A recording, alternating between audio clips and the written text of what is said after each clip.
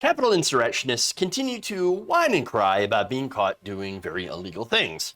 Despite the intent of the riots to overturn the election, many of them are being introduced to the justice system with very soft hands and very light little slaps in the wrist. Oh, naughty boy. Oh, you're so naughty. You went to the Capitol and broke some windows and smeared feces all over the place and chased out lawmakers. Bad. Couple of months in probation. Maybe a couple of months in jail. They have no idea how well they're being treated by the justice system, and yet they are still whining and crying and begging the court to let them go on account of how patriotic / white they are, and right-wing, of course. Because apparently in this rule, in this country, if you are white and right-wing and have money, you're going to get, special treatment. And that's what happens. So now, one of these people is a Proud Boy, not just a Proud Boy, but the president of the Philadelphia Proud Boys, a man named Zachary Rail. Now, his lawyer claims the Department of Justice is treating him so unfairly, so incredibly unfairly. Rail's lawyer, Jonathan A. Mosley, had recently filed a motion seeking his client's pretrial release from jail. Now, in this motion, Mosley alleged that Rail had absolutely nothing to do with the violence against police officers on January 6th. In fact, Mosley claims that it was not until video from the insurrection was played during Trump's second impeachment trial that he learned the full measure of what happened in other parts of the Capitol building and at different time coordinates stretched over a 5-hour period of time. I had no idea things were so bad in other places. I wasn't where the violence was. I didn't see it, didn't hear it, nothing, not at all. What are you talking about? I had nothing to do with this. I think that's bullshit. But first, let me get to some of the quotes here from the motion that are downright hilarious. Here's what he wrote. In 1996, the FBI rushed to assume that security guard Richard Jewell, who actually warned of finding the bomb, that's in Oklahoma City, of course, before it went off, was the bomber. Indeed, will a mad rush to accuse Zachary Rail of being a James Bond supervillain mastermind end up compromising the government's prosecution of those actually responsible for violent confrontations with police? A James Bond criminal mastermind. For one, this guy ain't no mastermind, okay? Let me just go as far as to say, if you charged the Capitol on January 6th, you are far from being a mastermind. You are a moron. You are not a smart person. You are not a very stable genius. You are dumb. I don't think that's a big stretch. Literally, you broke into the Capitol building for somebody who doesn't give a damn about you at all. And so the proof, of course, is did Donald Trump has he paid for any of these legal defenses for any of these Capitol rioters?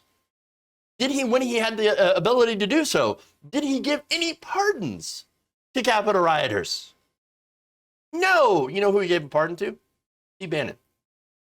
Steve Bannon, who literally screwed people out of money, along with the Rebuild the Wall project. There was another person as well that was in charge of that, and they literally took money out of Trump supporters' pockets and put it into their own. I mean, they bought luxury items with the money that they said that they were going to build a wall with. Now, I think, of course, hey, look, you give to stupid people. If you're dumb enough to give them your money to Trump and Steve Bannon, I guess, like, whatever, right? Whatever happens, happens. Sad day for you. I'm not going to feel bad at all. But at the same time, it does make you really dumb. And it shows how stupid you are. And it shows just a gigantic lack of critical thinking skills. And not only that, but what did you think you were going to accomplish here? Mike Pence didn't have any constitutional authority to cancel the certification or nullify the election at all. This was a strictly kind of ceremonial type of thing, like, oh, I hereby, as Mike Pence, certify this election. He couldn't just turn around and say, oh, no, I don't certify. Therefore, we're going to put Donald Trump back into power. That is not what's happening. That is not anything that could have happened. It wasn't going to happen. There's literally no constitutional vehicle to reinstate a president. Now, if Donald Trump had actually learned anything at all, that might have been an important one to pick up. An important thing to, read about. But he didn't, because he's a one-pager kind of guy. So, now, and the other thing is, isn't it funny that people who claim to defend the Constitution actually end up knowing so little about it? I've noticed the same thing with all the right-wingers who use the Bible to oppress others. The evangelicals, so-called evangelicals, who actually have never read the Bible, never understand anything in the Bible. And yet they're like, this is what the Bible says. Bible says we're against abortion. Actually, the Bible is pro-abortion, but it even tells you how to do it, in case your wife's cheating on you, So you can just kind of mix this thing up and, look, abortion. They don't know any of that. So now there's more. Mosley also claimed that Rel, and this is the appeal towards, look, brave veteran, back the blue.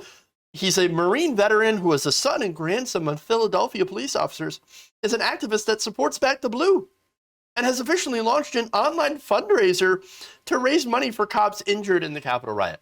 So basically, here's a fundraiser. It's not any of my own money, but I'm going to launch a fundraiser for other people, and I'm just going to give other people money.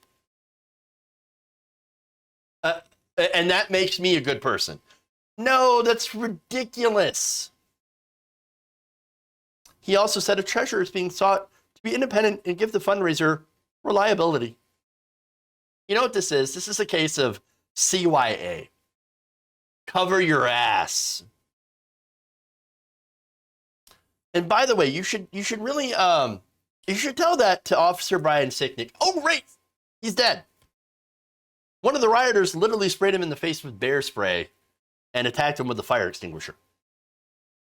Now, weirdly enough, they said, his death ruled natural causes because he had a stroke afterwards, but not during the Capitol riot. And so we can't actually do charges against any of these rioters for any of the deaths of police. Isn't that interesting? Isn't that interesting how that works out? Or any of the other people that ended up taking their lives following the insurrection. But now suddenly you're like, back the blue. I totally back the blue. I told, yep. Even after what you did. Now, remember, Rel is one of, as well as other presidents from the different Proud Boys chapters, are accused of conspiring together to plan the insurrection. So the FBI had discovered encrypted text message exchanges in which they discussed plans to, quote, rile up the normies who gathered for Trump's Stop the Steal rally. Rile them up so that they would go along with them to bust into the Capitol building. Afterwards, Rel posted on social media that he was proud as fuck for what we accomplished yesterday. Yeah, we're so proud. We're proud boys. And that's what we're doing. We're going to be proud. Yeah. In addition to the Capitol, to charges in the Capitol riot, Rel is also named as a defendant in a separate lawsuit filed by 7 police officers who were injured during that insurrection. The lawsuit alleges that Trump conspired with leaders from the Proud Boys, the Oath Keepers, and others to commit bias-motivated acts of terrorism.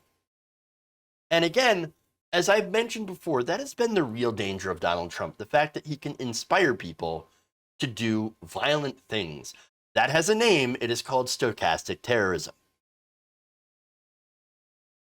Maybe he was incorrect in the fact that he could, I'm sure this is also partly true, that he could shoot somebody on Fifth Avenue and get away with it, but he's far less to actually do the actual shooting probably because he's too much of a coward, but he could definitely inspire someone else to do it.